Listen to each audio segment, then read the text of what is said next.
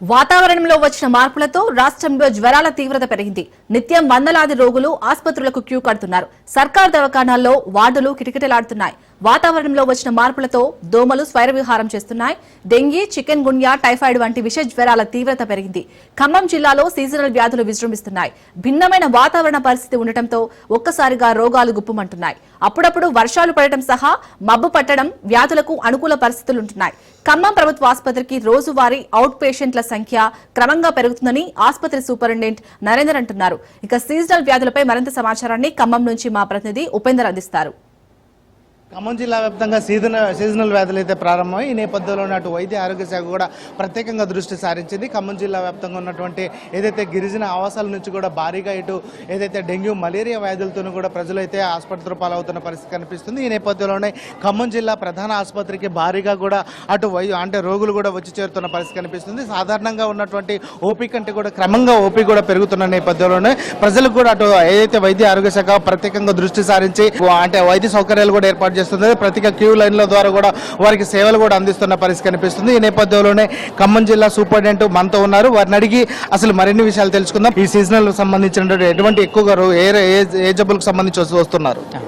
ఈ వర్షాకాలము వర్షాలు ఎక్కువ కావడం వలన మనకి నార్మల్గా జలుబు దగ్గు పేషెంట్స్, జ్వరాల పేషెంట్స్ ఎక్కువవుతారు. జ్వరాలు అనేటివి, జలుబు దగ్గు అనేటివి వైరల్ వల్ల కానీ, బ్యాక్టీరియా వల్ల కానీ, పారాసైటిక్ ఇన్ఫెక్షన్ వల్ల కావచ్చు. కామన్గా ఇన్ఫ్లుయెంజా వైరస్ ఇన్ఫెక్షన్ తోటి జలుబు దగ్గు వస్తూ ఉంటుంది. డెంగ్యూ ఫీవర్ తోటి జ్వరాలు వస్తూ ఉంటుంది. మలేరియా తోటి కూడా ఫీవర్ వస్తూ ఉంటుంది. ఈ వర్షాకాలపు వచ్చే వ్యాధులన్నిటికి కూడా మనం సపరేట్గా డాక్టర్స్ని పెట్టాము, సపరేట్ వార్డులు పెట్టాము, సపరేట్ మెడిసిన్స్ ఉన్నాయి, సపరేట్ ఇన్వెస్టిగేషన్స్ ఉన్నాయి. ఏ మెడిసిన్ కూడా ఏ ఇన్వెస్టిగేషన్ కూడా మనకు కొదువ లేకుండా సఫిషియెంట్గా ఉన్నాయి. రక్త కణాలు మార్పిడికైనా రక్త కణాలు ఎక్కించడానికి కూడా బ్లడ్ బ్యాంక్ ఫుల్ ఫ్లెడ్జ్డ్గా మనకు అందుబాటులో ఉంది. ఈ జ్వరాలలో కామన్గా ఏమైతాయంటే ప్లేట్లెట్ కణాలు అనేటివి తక్కువైపోయి రక్తం గడ్డగట్టకుండా రక్తం కారుతూ ఉంటుంది. వాటికి మనం ఫ్రెష్ ప్లేట్లెట్స్ ఎక్కిస్తాము.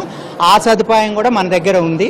వర్షాకాలంలో మనకు ఇంకా ఈ కుక్కల బెడద, పాముల బెడద, తేళ్ళు, ఆ ఇన్సెక్ట్స్ బెడద ఉంటాయి. వాటికి కూడా మనము anti rabies vaccines, immunoglobulins plus anti snake వీనమ్లు అందుబాటులో ఉన్నాయి. ప్రధానంగా ఇప్పటికీ అంటే సీజనల్కి సంబంధించి అంటే ఓపీ ఏ విధంగా పెరుగుతుంది గతంతో పోల్చుకుంటే? గతంలో 1200, 1500 ఉండేది. ఇప్పుడు 1800 to 2000 ఓపీ వరకు పెరిగింది. అండ్ ఐపీ కూడా ఎక్కువనే పెరిగింది. 500, 560, 570 వరకు ఓపీ వస్తుంది. దాంతో పాటు మనకు ఎంసీహెచ్లో డెలివరీల సంఖ్య కూడా ఎక్కువనే పెరిగింది. 30 నుంచి 35 వరకు డెలివరీలు అవుతున్నాయి. అందులో కొన్ని emergency caesarean sections, non emergency caesarean sections ఉంటాయి. మాకు ప్రధానంగా ఈ 102 అంబులెన్సెస్ తోటి ఎక్కువ ఎంసీహెచ్కి ఫీడింగ్ ఉంటుంది. అవన్నీ మనం చూసుకుంటూ ఉన్నాం. అంటే ప్రధానంగా ఖమ్మం జిల్లాకు సంబంధించి ఇటు డెంగ్యూ, మలేరియా కూడా ఎక్కువగా వస్తుందని చెప్పేసి వస్తుంది. ఇప్పటికే అటు తల్లాల్లో ఓ మహిళ కూడా చనిపోవడం జరిగింది. దీనికి సంబంధించి ఎటువంటి చర్యలు తీసుకుంటున్నారు? మాకు ఇప్పుడు టెర్షరీ లెవెల్లో అక్కడ ఊర్ల నుంచి చూసి ఏమన్నా ఎక్కువ ప్రమాదకరంగా ఉన్నప్పుడు మా దగ్గర పంపడం జరుగుతుంది.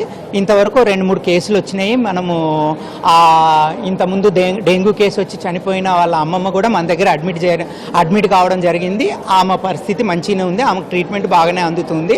ఆమెకి ఇప్పుడు ప్రాబ్లం ఏం లేదు. మొన్ననే 2 చిన్నపిల్లలు కూడా అడ్మిట్ అయ్యి వాళ్ళను కూడా మనం మంచిగా చూసుకొని డిశ్చార్జ్ చేయడం కూడా జరిగింది. ప్రధానంగా ఇప్పటికీ ఎన్ని కేసులు నమోదయ్యాయి డెంగ్యూకి సంబంధించి? ఎస్పెషల్లీ అది ఎటువంటి ట్రీట్మెంట్ అందుతుంది మనకు? అంటే ఖమ్మం జిల్లాలో ఎన్ని అనేది మనం చెప్పలేము. మా హాస్పిటల్కి అయితే 4-5 కేసులు వచ్చినాయి. వాటిని మనం చూసుకున్నాము. కొన్ని ఓపీ బేసిస్లో కానీ ఐపీ బేసిస్లో కానీ ట్రీట్ చేయడం జరిగింది. ఏం ప్రమాదకరమైన డెంగ్యూ కేసులు అయితే ఇప్పటివరకు అయితే మన హాస్పిటల్కి ఏది రాలేదు. అంటే పరిశుభ్రత విషయంలో ఎటువంటి నియమాలు పాటిస్తే ఇటు వ్యాధుల బారిన పడుకునే అవకాశం ఉందంటారు? సో వర్షాకాలం మొదలైన తర్వాత మనం ఖచ్చితంగా మన ఇంటి పరిసరాలు కానీ ఎక్కడైనా కానీ వాతావరణంలో వచ్చే మార్పుల ప్రకారం శుభ్రత, చుట్టుపక్కల శుభ్రతను పాటించా ఉండాలి. వ్యక్తిగత పరిశుభ్రతను పాటించినట్లయితే మన ఇంటి చుట్టూ పరిసరాల్లో నీరు నిల్వ ఉండకుండా ఉన్నట్లయితే దాదాపు ఈ డెంగ్యూ వ్యాధి అనేది మనకి రాకుండా ఉంటుంది.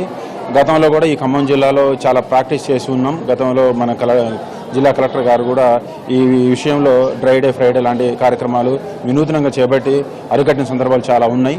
ఎప్పుడన్నా కూడా ఏదైనా కూడా బయట వ్యక్తుల ద్వారా వెళ్ళి ర్యాపిడ్ టెస్టులతో పాజిటివ్ లాగా కాకుండా మా గవర్నమెంట్ హాస్పిటల్కి వచ్చేసి ఖచ్చితమైన మా ఎలిజా టెస్ట్ ద్వారా మీరు నిర్ధారణ అయిన తర్వాత మాత్రమే ఆ వ్యాధిని మీరు గుర్తించాలి.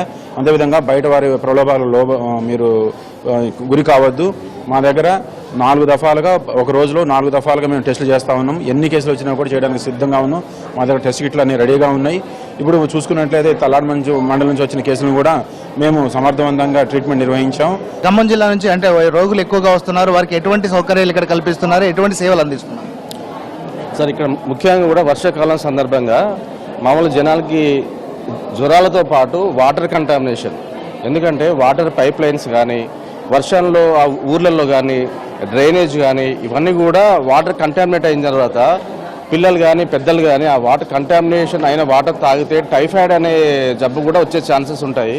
సో ఈ వైరల్ ఫీవర్స్ కాకుండా టైఫాయిడ్ని కూడా అరికట్టాలంటే ముఖ్యంగా ఊళ్ళలో గ్రామాల లెవెల్లో pipe lines water pipe lines కానీ కరెక్ట్ ఉండలేదు చూసుకోవాలి. ఇంకోటి అందరు ఫ్యామిలీస్ కూడా వాళ్ళు కాచి వడబోసిన నీరు తాగాల్సిన అవసరం చాలా ఉన్నది. ప్రధానంగా చూస్తుంటే ఖమ్మం జిల్లా వ్యాప్తంగా ఉన్నటువంటి అంటే ప్రజలంతా కూడా ప్రత్యేకంగా వ్యక్తిగత శుభ్రతతో పాటు పరిసరాలు కూడా పరిశుభ్రంగా ఉంచి మాత్రం ఇటువంటి వ్యాధుల నుంచి కూడా బయటపడే అవకాశం ఉందని చెప్తున్నారు. ప్రధానంగా జిల్లా వ్యాప్తంగా ఉన్నటువంటి అంటే రోగులు కూడా ప్రత్యేక సేవలు అందించడం కోసం మాత్రం మా వైద్య సిబ్బంది ప్రత్యేకంగా అందుబాటులో ఉంటున్నారు. ఇక్కడ ప్రత్యేకంగా సేవలు కూడా అందిస్తున్నామని చెప్పేసి అయితే అంటే ఆర్ఎంఓ గారు చెప్తున్న పరిస్థితి ఇక్కడ కనిపిస్తుంది. ఇది ఇక్కడ తాజా పరిస్థితి. కెమెరా పర్సన్ నరసింహరావుతో ఉపేందర్, రాజ్ న్యూస్, ఖమ్మం.